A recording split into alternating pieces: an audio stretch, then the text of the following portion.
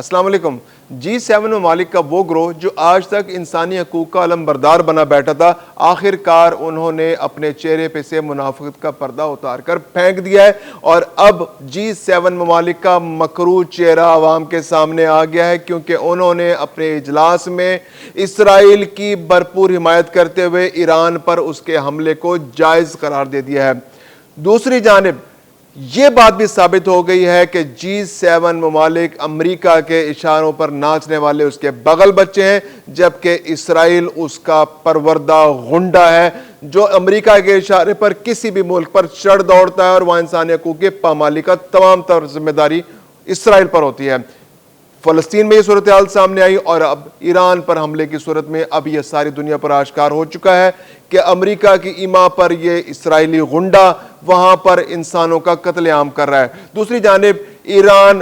اپنے عہد پر قائم ہے کہ وہ اپنے دفاع پر کوئی کمپرومائز نہیں کرے گا۔ اس نے حیفا اور تل ابیب پر جوابی حملے کر کے آئرن ڈوم کو چکنا چور کر دیا اور بتا دیا ہے کہ اس کے میزائل اسرائیل کے کسی بھی حصے کو ٹارگٹ کر سکتے ہیں۔ دوسری جانب امریکہ نے بھی اندیا دیا ہے کہ وہ اب اس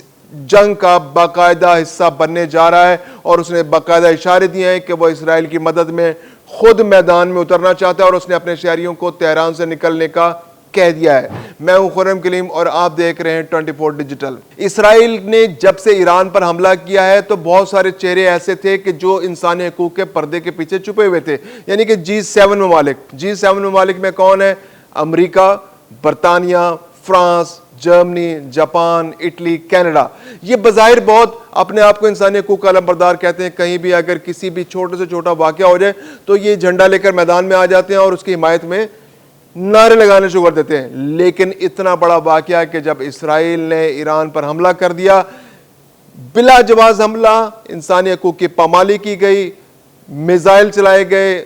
ان کے فوجی سربراہان کو قتل کر دیا گیا، ان کے سیاسی قیادت کو نقصان پہنچانے کی کوشش کی گئی، ان کے پاسداران کو قتل کر دیا گیا، ان کے سائنسدانوں کو قتل کیا جا رہا ہے، اور روزانہ کی بنیاد پر قتل کیا جا رہا ہے۔ یعنی اگر ایک آرمی چیف کا قتل ہوا ہے، اس کی جگہ جو آرمی چیف بنا اگلے دن اس کا قتل کر دیا جاتا ہے۔ ایٹمی سائنسدان 6 قتل ہوئے تو اس کے بعد جن لوگوں نے ان کی ذمہ داریاں سنبھالی ان کو قتل کر دیا گیا۔ یعنی ایران کے اندر کوئی بھی شہری اسرائیل کی جارحیت سے محفوظ نہیں ہے، اور اس کی حمایت میں کون کھڑا ہے؟ امریکہ اور G7 ممالک۔ G7 ممالک نے کل ایک اجلاس میں اسرائیل کی مکمل حمایت کا اعلان کیا ہے، اور کہا ہے کہ اس کو اپنے حق دفاع کا مکمل حق حاصل ہے۔ یعنی دنیا میں صرف ایک ملک ہے جس کو دفاع کا حق حاصل ہے، اور باقی دنیا کے کسی ملک کا دفاع کا حق حاصل نہیں ہے۔ اور وہ ملک کون سا؟ اسرائیل۔ اسرائیل جب چاہے، جس وقت چاہے،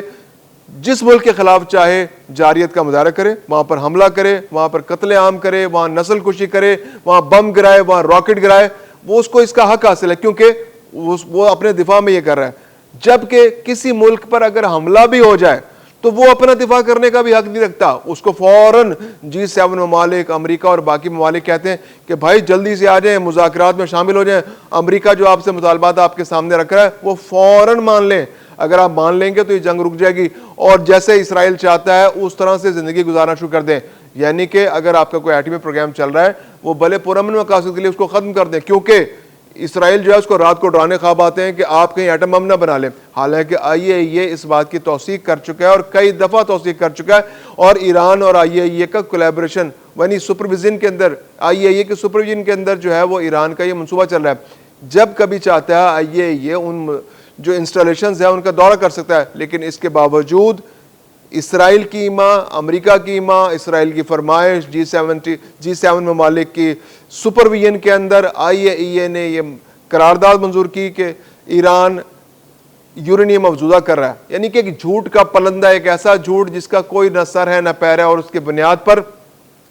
اسرائیل نے ایران پر حملہ کر دیا۔ ایران میں 227 سے زیادہ شہری اب تک جاں بحق ہو چکے ہیں، ہزاروں زخمی ہیں۔ تہران کا کوئی عمارت ایسی نہیں جہاں پر اس کو ٹارگٹ نہیں کیا جا رہا۔ ان کے فوجی، ان کی سیاسی قیادت، ہر ایک کو نشانہ بنایا جا رہا ہے۔ ایٹمی سائنسدانوں کو شہید کیا جا رہا ہے، اور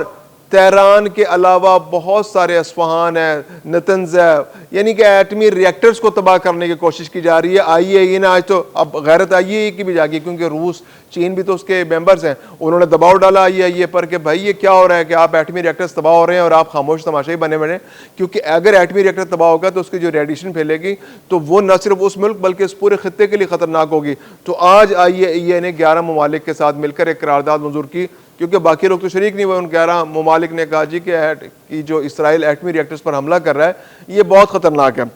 دوسری جانب طیب اردوان جو ہے وہ اپنی سی کوشش کر رہے ہیں کہ کسی طرح اس جنگ کو روکا جا سکے۔ انہوں نے 3 دفعہ اب تک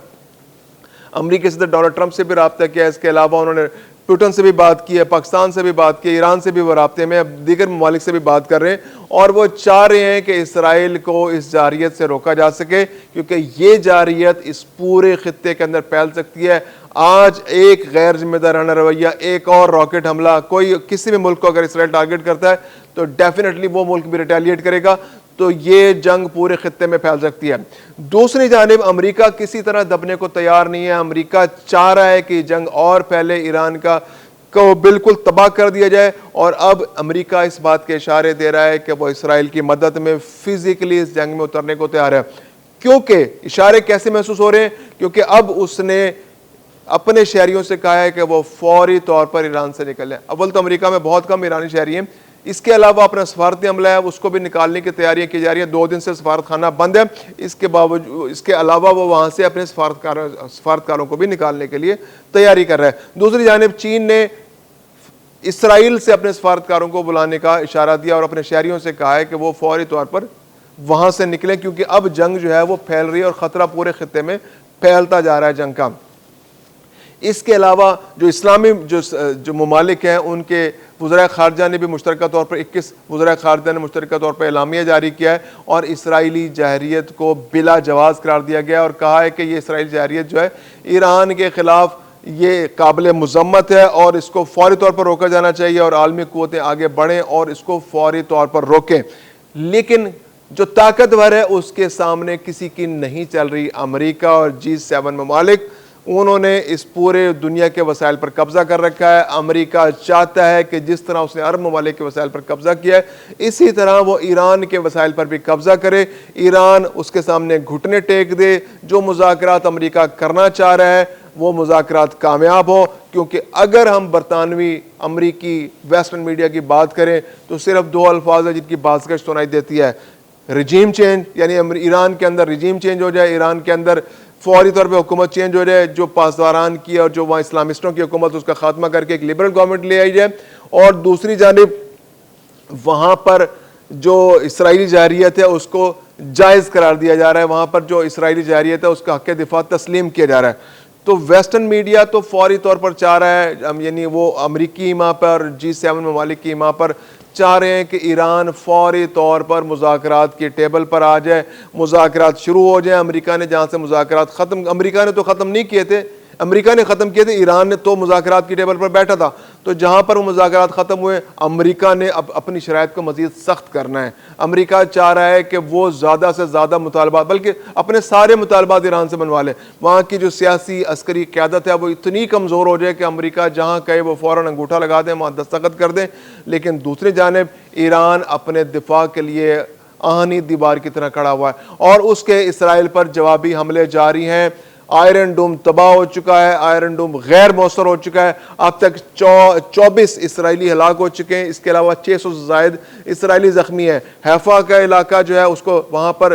جو ان کی تیل سپلائی لائن ہے اس کو متاثر کیا گیا، بلکہ وہاں سے ان کی تیل پروڈکشن رک گئی ہے پریکٹیکلی۔ اس کے علاوہ تل ابیب پر بھی حملے جاری ہیں، بہت سی اہم عمارتوں کو نشانہ بنایا گیا ہے۔ اسرائیلیوں کو پہلی دفعہ احساس ہوا ہے کہ ان پر بھی جنگ مسلط ہو چکی ہے، جنگ ہو رہی ہے، اور اب تک ان کا اتنا شدید نقصان ہو چکا ہے جو پہلے ہونے والی جنگوں میں ان کا نہیں ہوا تھا۔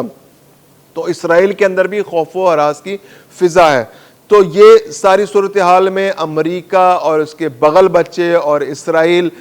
اپنی منافقت کا پردہ چاک کر کے اب کھل کر سامنے آ گئے ہیں اور انہوں نے ایران کے سامنے اپنے مطالبات رکھ دیے ہیں کہ آپ اگر ایران جو یورینیم افزودگی کا معاہدہ امریکہ کے ساتھ جو چل رہا تھا، اگر اس پر آپ دستخط نہیں کریں گے تو یہ جنگ ختم نہیں ہوگی اور یہ جنگ مستقل آپ پر مسلط رہے گی جب تک کہ آپ کو تباہ نہیں کیا جاتا۔ دوسری جانب ایران بھی ڈٹ کر کھڑا ہے اور پیچھے ہٹنے کو تیار نہیں ہے۔ میں ہوں خرم کلیم اور آپ دیکھ رہے ہیں 24 ڈیجیٹل۔